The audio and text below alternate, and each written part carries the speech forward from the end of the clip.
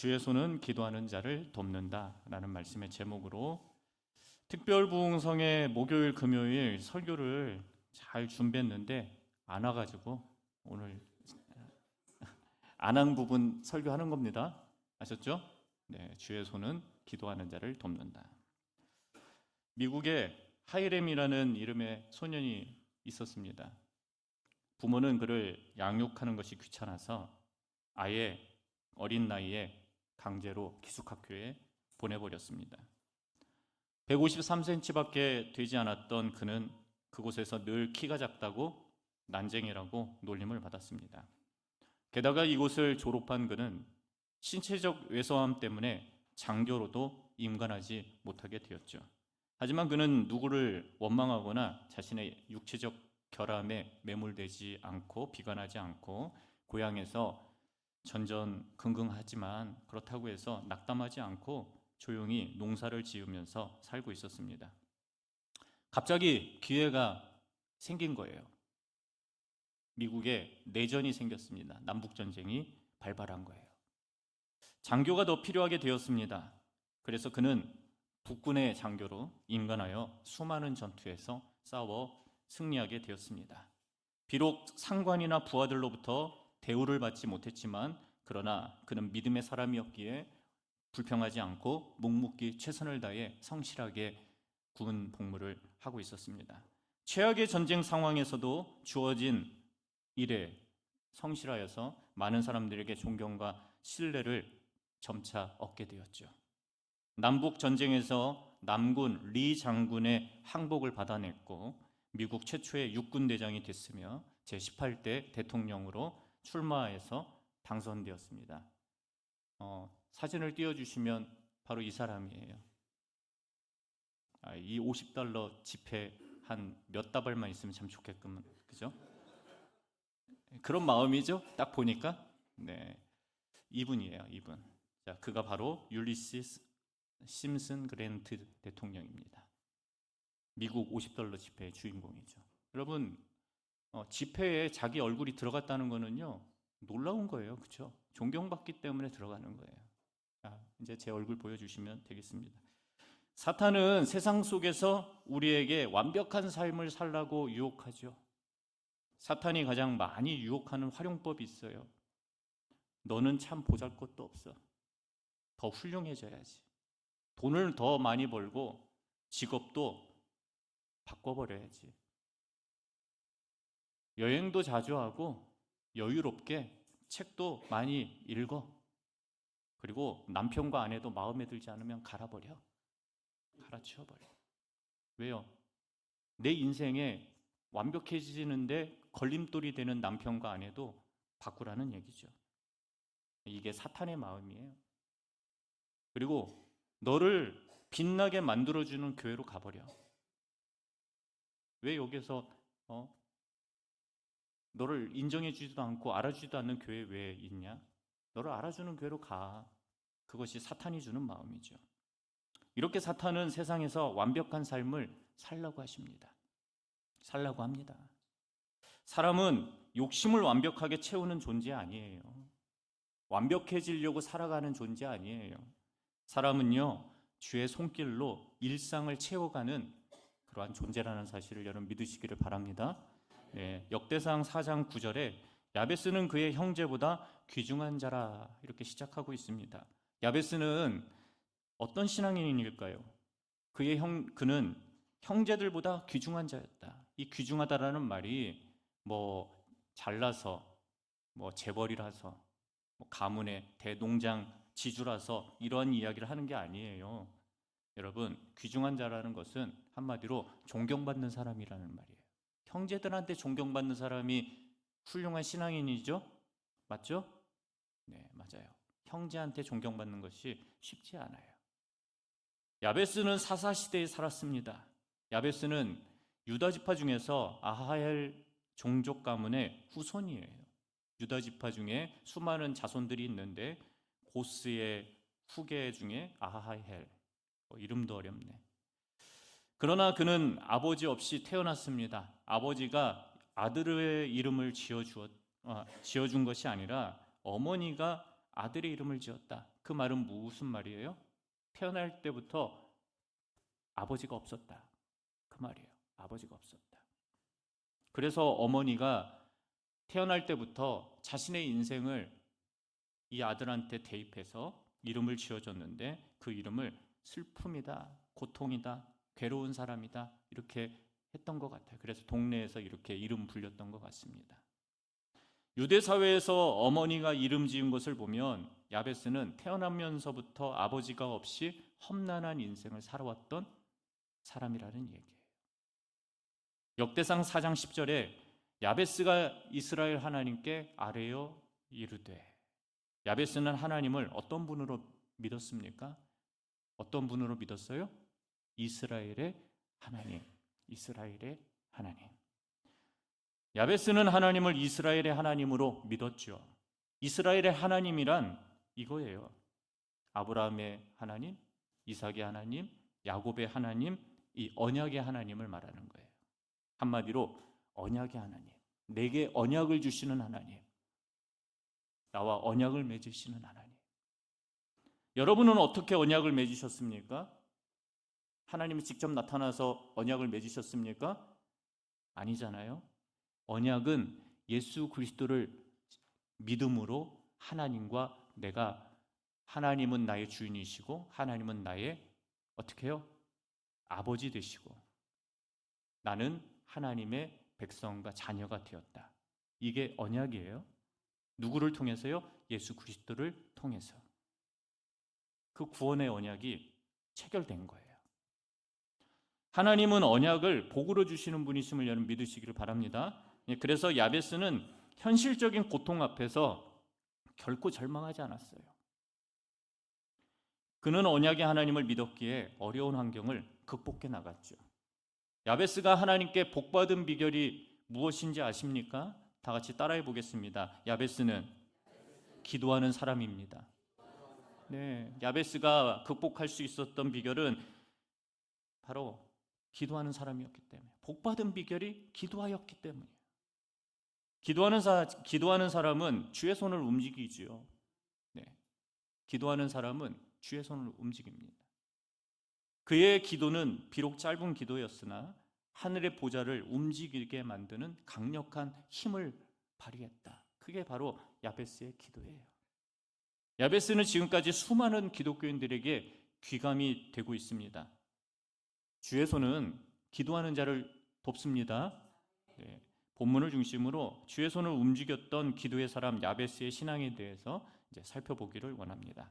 역대상 4장 10절 상반절에 보니까 이렇게 기록이 되어 있습니다. 주의 손으로 나를 도우사. 말씀 묵상 포인트 첫 번째는 다 같이 따라할까요? 주의 손은 기도하는 자를 하나님의 권능으로 돕습니다. 믿으십니까? 네. 주의 손은 기도하는 자를 무엇으로 돕는다고요? 네, 하나님의 권능, 하나님의 힘으로 돕습니다. 야베스는 하나님의 손이 자신을 다스린다고 믿었어요. 야베스는 하나님을 믿고 경외하는 사람이었습니다. 하나님께 손을 움직여달라고 요청합니다. 하나님의 손길을 즉시로 원했습니다. 왜 즉시로 원했을까요? 그만큼 그의 인생이 절망적이고 고통의 연속이었기 때문에 즉시로 움직여 주셔야죠. 하나님의 손이.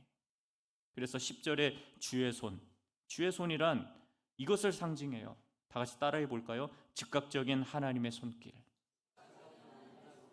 네, 주의 손이란 즉각적인 하나님의 손길을 말하는 거예요. 구약 성경에서는 손을 펼친다, 손을 거둔다 이런 표현이 있어요. 손을 펼친다는 말이 뭐예요? 하나님이 그 사람을 지켜주신다. 손을 거둔다는 말은 뭐예요? 하나님이 그 인생을 내버려 두신다. 보호하지 않으신다. 심판에 처하게 하신다. 왜 심판에 하나님이 한두 번 잘못했다고 그렇게 이야기하는 겁니까? 여러분, 엘리의 두 아들 그리고 아론의 두 아들 성전에서 사고치고 그러한 사람에게 하나님께서 심판하신 이유는 뭐예요? 한 번 잘못했다고요? 아니에요. 회개하지 않고 지속하니까. 지속적으로 교회 안에서, 지속적으로 세상 안에서 죄를 지으니까 하나님이 두고 보다가 손대시는 거예요. 보호하시다가 손을 거두시는 거예요. 하나님의 백성은 하나님이 펼쳐서 돕고 계세요. 여러분들은 느끼시지 못할 수도 있겠지만 하나님은 두 손을 펼쳐 여러분의 인생을 지켜주고 계신다는 사실을 믿으시기를 바랍니다. 근데 이것을 거두신다? 그 얘기를 하고 있는 거예요. 즉시로 하나님의 손길이 필요한 사람은 누구입니까? 고통과 고난의 사람 아닙니까? 지금 현재 가난해지고 연약한 사람 아닙니까? 내 마음 흔들리는 사람 아닙니까? 내가 예수 그리스도를 믿고 있는데 자꾸 흔들리는 그러한 믿음 아닙니까? 인생이 괴롭고 힘든 사람 아닙니까? 성경에서 주의 손이 언급될 때마다 하나님은 기도하는 자를 도우시고 능력을 일으켜 주셨습니다. 주의 손은 세상에서 하나님을 경외하는 자를 돕는 하나님의 능력을 의미한다라는 것을 우리 대원의 모든 가정이 믿으시기를 주님의 이름으로 축원합니다. 그러나 주의 손은 하나님을 경외하는 자를, 경외하지 않는 자를 돕지 않죠. 야베스가 하나님께 구하는 기도, 그 기도는 즉시 하나님 개입해 주세요. 손이 이렇게 쑥 나와서 돕는, 손이 쑥 나올 때도 있죠. 성경에 보면 바벨론의 끝물, 바벨론이 멸망당하기 전에 벨사살 왕 그 연회에서 하나님께서 직접 손을 보여주셨잖아요. 그래서 벽에다가 글씨를 쓰셨잖아요. 메네메네 데겔 우바라신이라고. 내가 너에게 말하는데 내가 내 손으로 저울로 너를 대봤는데 너는 자경비달이야. 너는 이제 엎어질 거야. 벨사살 왕의 마지막 끝이에요. 왜요? 하나님을 조롱했으니까. 예루살렘 성전에서 가지고 나온 그 성전 제사에 쓰는 그 그릇을 지그들 술 먹는 데 사용했으니까. 야, 이 그릇이 뭐야?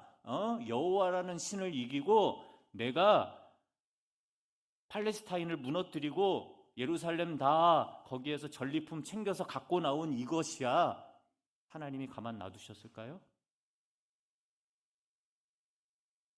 성도 여러분, 하나님께서 주의 손으로 세상 속에서 개입해 주시도록 여러분 기도하시기를 주님의 이름으로 축원합니다.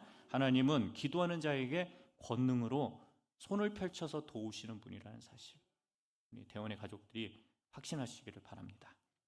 역대상 4장 10절 중반절에 보니까 이렇게 말씀하죠. 주께서 내게 복을 주시려거든.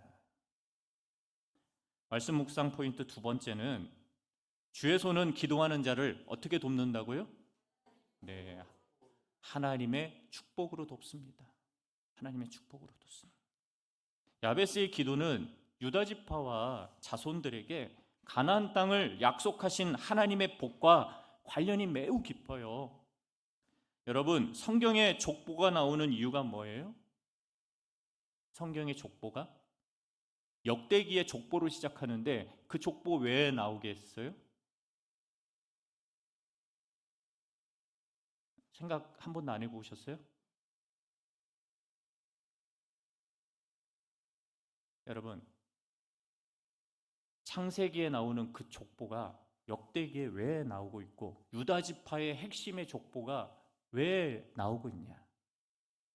바벨론에게 멸망당한 이스라엘, 바벨론에게 멸망당한 그 유대가 하나님과 그 언약이 깨진 것처럼 받아들여졌을 때, 왜? 포로로 끌려갔으니까, 나라가 망했으니까. 그러나 하나님은 그들을 한 번도 잊어버린 적이 없어요. 구약의 시대의 그 족보가 역대기에 다시 이어지고 있다는 거예요. 하나님이 백성을 사랑하셔서 언약의 하나님이 다시 너희와 내 인생이 연결되게 만드시겠다. 그래서 족보를 기록하고 있는 거예요. 성경에 족보가 나오는 이유가 무엇이에요? 우리 이스라엘 족보 알 필요 없는데 왜 알아야 돼요? 그것도 12지파 중에 유다 지파 족보를 왜 우리가 알고 있어야 돼요? 알고 있어야 되는 그 이유는 하나님의 언약과 깊은 연관이 있기 때문에.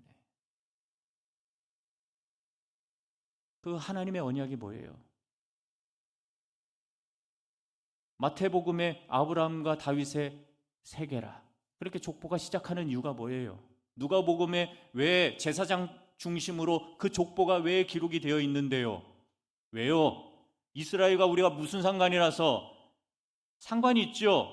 하나님의 언약과 상관이 있기 때문에 이렇게 시작하는 거예요. 무너진 나라가 페르시아의 땅에서 다시 돌아와서 예루살렘에서 성전을 세우고 성벽을 세우고 다시 유대라는 나라를 건설한 그 이유가 뭐예요? 하나님의 언약을 다시 시작하기 위해서. 예수 그리스도를 믿는 이유가 뭐예요? 하나님과 우리의 관계가 죄로 끊겨진 우리가 하나님과 언약을 맺어서 다시 시작하기 위해서. 그래서 언약이 중요한 거예요. 그게 야베스의 역대기에 나오는 그 족보의 이유예요. 10절 하반절에 보니까 하나님이 그가 구하는 것을 허락하셨더라.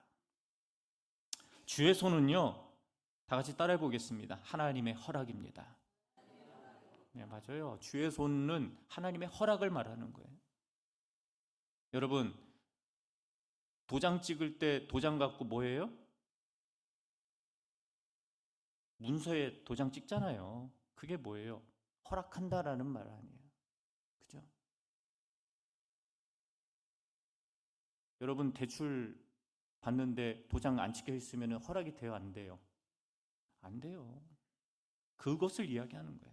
야베스가 하나님께 복을 구할 때 이 허락을 받았습니다. 하나님은 그가 구하는 것을 허락하셨죠. 하나님이 허락하셔야 사람은 복을 받죠. 여러분, 복이라고 하는데 이 복은요, 바라크라는 이 복은 이따 오후에도 설명하겠지만 선택적 복이에요. 하나님 앞에 구하면 하나님은 선택적으로 주세요. 또 성경에는 또 다른 복이 있어요. 아슈레이. 이거는 예수 믿는 모든 사람에게 주는 하나님의 복이에요. 그러나 바라크, 이 복은 선택적 복이에요. 하나님 앞에 구하면 주는 복이에요. 그리고 누가 부자가 될지, 누가 가난하게 살지, 이것은 하나님의 주권에 달려 있는 거예요. 그러면 하나님이 나를 사랑하시지 않아서 내가 가난한 거예요? 그건 아니에요.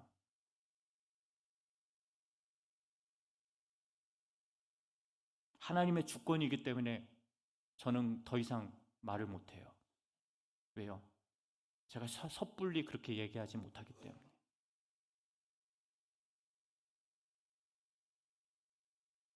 하나님은 언약의 말씀을 믿고 순종하는 사람에게 복을 주시죠.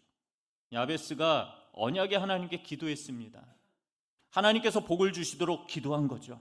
연약한 우리도 하나님께 기도해야 되잖아요. 그죠? 네, 기도를 안 하잖아요. 근데 아무리 힘들고 어려워도 우리에게는 기도의 힘이 있습니다.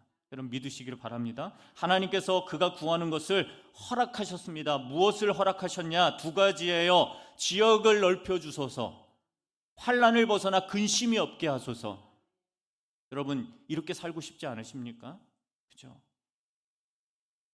많은 사람이 야베스의 기도를 다음과 같이 오해하죠.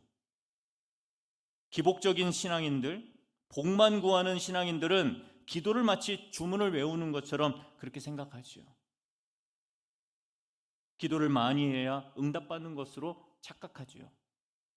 또 개개인이 원하는 대로 사용할 수 있는 무슨 백지수표처럼 여기는데 기도는 그런 거 아니에요. 성도 여러분, 하나님의 축복을 원하십니까? 하나님의 축복을 원하세요? 네. 하나님의 말씀에 따라 순종하고 그 다음에 복을 구하는 거예요. 그럼 반드시 주세요. 순종하지 않고 복을 구하니까 못 받는 거예요.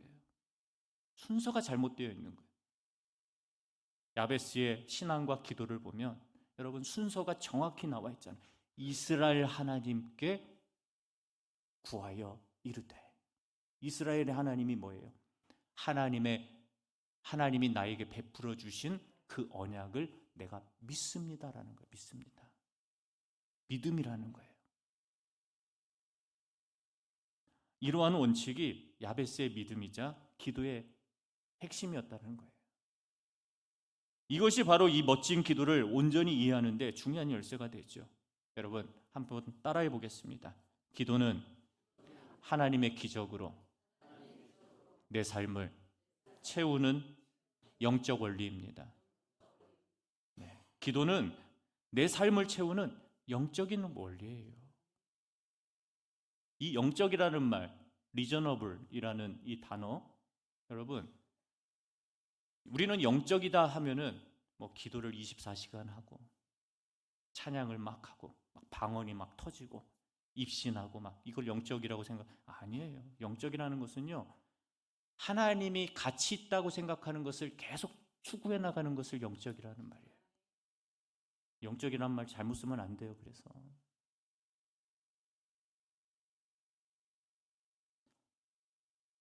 말씀을 정리합니다.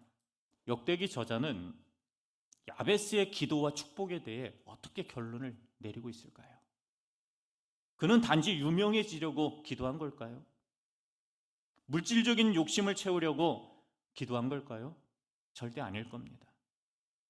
하나님이 여호수아와 갈렙 외에도 이스라엘 12지파 그리고 모든 가정들에게 가나안 땅을 차지하라고 명령하셨어요. 그래서 잘 사사기를 보시면 여호수아가 백성들과 언약을 하고 먼저 보낸 지파가 무슨 지파예요? 유다 지파예요. 왜 유다 지파일까요? 이스라엘의 대표 지파가 유다 지파가 되었기 때문이에요. 누구 때문에요? 하나님이 약속하신 다윗 때문에.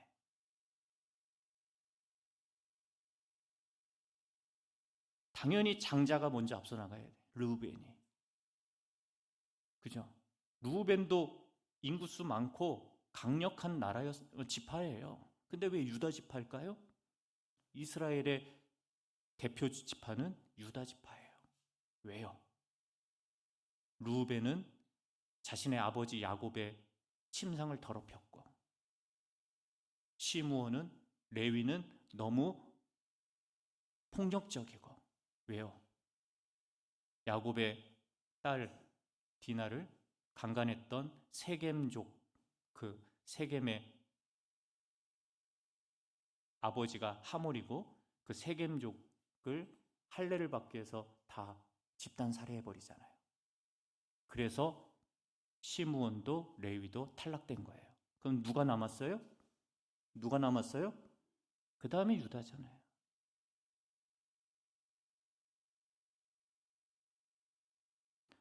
다 이유가 있는 거예요. 하나님 말씀에는. 유다 지파 중에 한 사람 야베스라 이름하는 자가 하나님의 뜻에 따라 가나안에서 땅을 끝까지 차지한 거예요. 믿으십니까?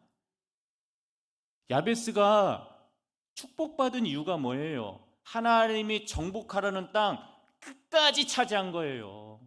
그래서 축복을 받은 거예요. 왜요? 하나님 명령이었기 때문에. 그런데 이스라엘은 그 모든 것을 다 포기해버려요. 그리고 우상 숭배가 시작돼요. 그리고 하나님 율법에서 떠나고 하나님 말씀을 순종하지 않게 돼요.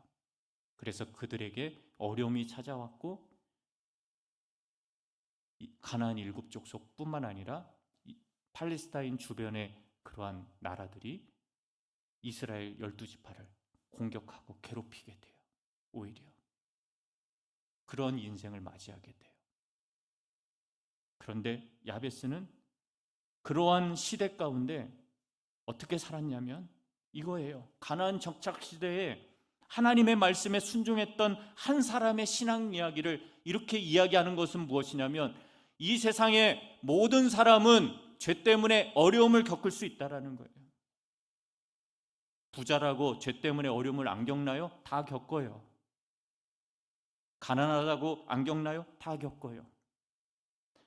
가나안 정착 시대, 하나님을 떠난 시대에 하나님의 말씀에 끝까지 순종했던 한 사람의 신앙을 역대기에 들어 집어넣은 이유가 여기에 있는 거예요. 우리 사랑하는 대원교회가 이 야베스를 본받으라고.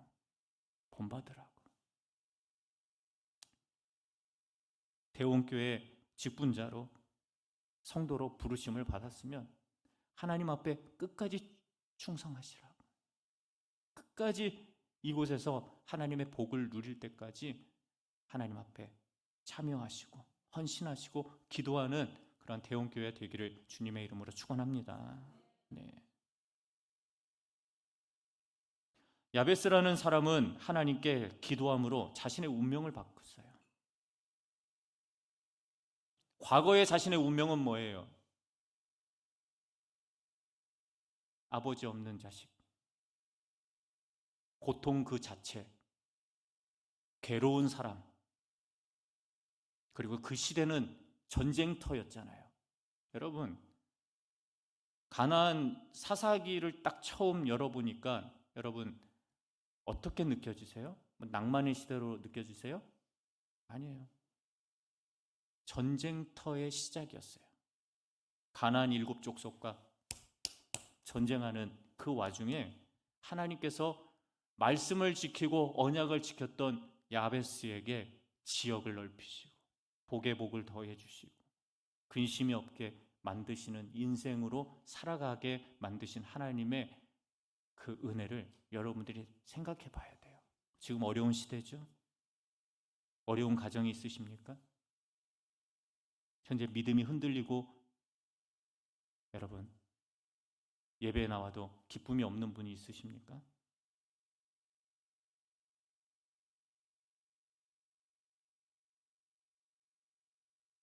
하나님이 나에게 주신 구원의 은혜를 내가 마음에 다시 한번 점검해 보시기를 원합니다. 그리고 그 받은 은혜를 가지고 하나님이 나에게 언약을 주셨는데 내가 이 언약을 치우지 않고 벗어나지 않고 이 언약 끝까지 붙잡고 예수 그리스도의 구원의 언약을 붙잡고 내가 살아갈 때 하나님께서 나에게 복을 주신다고 하셨는데 나에게 복을 주십시오.